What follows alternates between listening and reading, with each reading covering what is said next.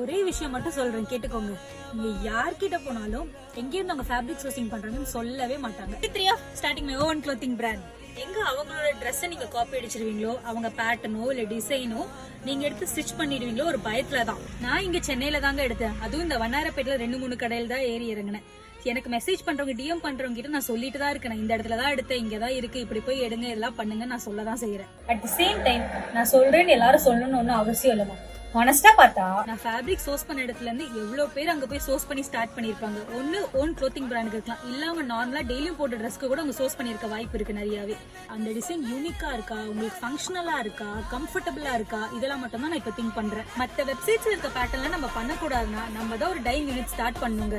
இப்போதைக்கு நம்மளுக்கு எங்க இருந்தெல்லாம் ஃபேப்ரிக்ஸ் கிடைக்குதோ அதை வச்சுதாங்க பண்ண முடியும். பட் இருந்தாலும் நான் நிறைய இடத்துல தேடிட்டு தாங்க இருக்கேன். நெக்ஸ்ட் வீக் சொல்ல போனா நான் கோயம்புத்தூர், ஈரோடு எல்லாம் போய் செக் பண்ணணும்னு பார்த்துட்டு தான் இருக்கேன். சப்போஸ் எனக்கு நல்ல இடம் கிடைச்சிச்சு அப்படின்னா கண்டிப்பா